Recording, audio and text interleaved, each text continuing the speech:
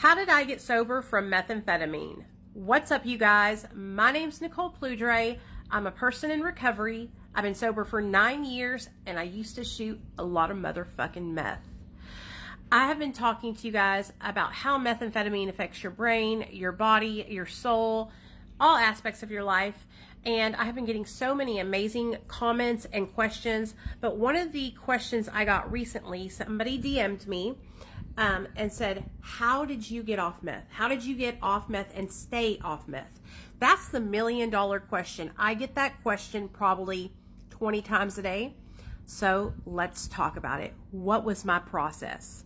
First and foremost, it's important for you to know, when I got off drugs, I was coming off of multiple substances.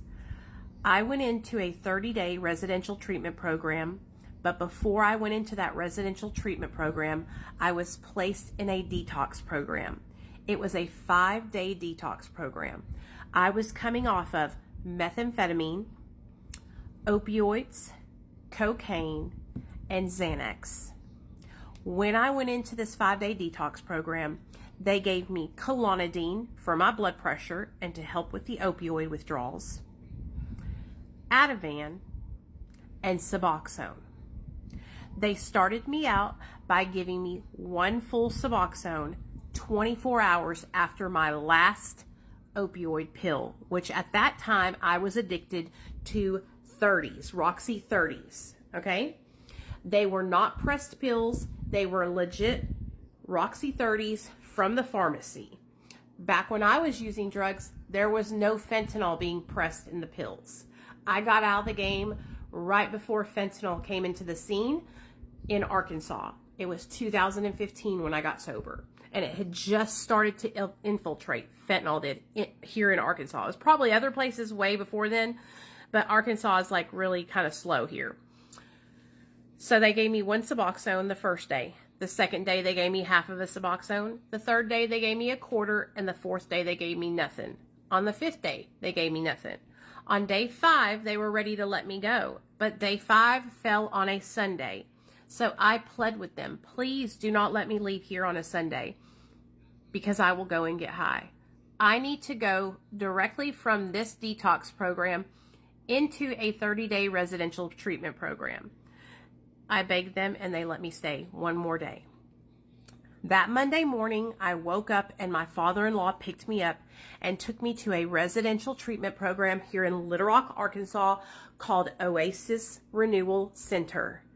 Oasis Renewal Center was a great program. It was dual diagnosis, so I got treatment for my mental health as well as my addiction. I stayed there for 30 days. The first 2 weeks I was there, I was very sick because I was still going through benzo withdrawal and some residual withdrawal from the opioids. The first 2 weeks I was there, my husband smuggled Xanax into me. And around the second week of me taking Xanax under the radar, they caught me. They threatened to kick me out, but they didn't. And they allowed me to stay. And 2 weeks later, I graduated. When they found out I was taking Xanax, they took it away from me, flushed it down the toilet, and again, I went cold turkey off of benzos right there. I never really stopped taking them because I was getting Ativan in the detox, and then I was taking Xanax when I got to the treatment program behind their back. So when they took them away from me, I went into severe benzo withdrawal, and I didn't sleep for the second half of my treatment program. For the next 2 weeks, I didn't sleep. I was a mess. All at the same time while fighting for custody of my son. When I got out of treatment, after being in treatment for 30 days, my husband picked me up and he let me know that he had gotten on Suboxone while I was in treatment. I was very upset because I had only been taught that utilizing Suboxone was not sobriety. I had been told that if you got on Suboxone that you might as well still be on heroin. And I believed that. I believed that the only way to get and stay sober was through abstinence-only recovery 12-step. So when my husband told me he was on Suboxone, I was not supportive.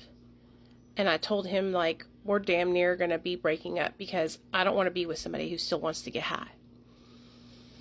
About a week and a half went by. and I wanted to get high so bad. I had gotten a job. I was working. I was seeing my son twice a week because he was still a newborn, so they were letting me see him more than once a week, twice a week. And I was working my job, and I felt like shit. And so about a week out of treatment, I went to my husband and I said, "Can you take me to the doctor who prescribed you Suboxone? Because I need help. I don't want to relapse. I don't want to lose my son." So I met with the caseworker and I asked her what she thought about me get on Suboxone, and she said that she would recommend it because if I relapsed again, because I relapsed while I was in treatment, that they would end up terminating my rights. So I went to see the doctor, and I'll never forget that day. I sat down with the doctor and he asked me, "Why do you keep doing the same thing over and over again, expecting different results? Why do you keep trying to stay sober through abstinence if you haven't been able to get and stay sober through abstinence for 10 years? You've been trying this and it hasn't worked for you." And when he said that to me, it all hit me like a ton of bricks. That I had to do what was best for me. And that if that meant utilizing a medication, if that helped me stay sober, then so be it. So that day I started on Suboxone. And I've been sober ever since. I will have 10 years sober July 13th of next year. 10 years. Getting on Suboxone was the best decision I ever made. After I got on Suboxone, I barely even struggled. I don't have any cravings for meth or opioids. The only thing that I struggled with, honestly, you guys, was fleeting thoughts every now and then about wanting to use meth. But for the most part, Suboxone knocked out my cravings for all drugs. It saved my life. But that's not the only thing I did. When I got on Suboxone, I got into therapy, and I've been in therapy for 9 years. And I started going to recovery support group meetings, not AA and NA though. I started going to all-inclusive recovery support group meetings called MARA, M-A-R-A, Medication Assisted Recovery Anonymous. I will put their name and their link right here.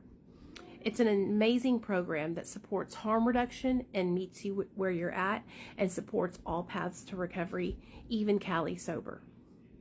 And I dug deep and I started going to meetings. I started doing my therapy and I started taking my medication as prescribed. And all the rest is history. That is how I got and stayed sober from meth. And I have been doing that for 9 years. I started out at 12 milligrams. And I am all the way down to only a half of 1 milligram now. Suboxone is not for methamphetamine addiction though. It is for my opioid addiction because I was shooting oxys. But I would be lying to you if I didn't tell you that it has helped me with all of my addictions. It has also helped me with my mental health. Dramatically helped me with my mental health. But that's it. That's what happened. If you watch this video all the way through, please put a purple heart so I know you made it through the whole video. If this video helped you, share it with somebody else. And remember, you guys, recovery is possible. Find what works for you and do whatever that takes.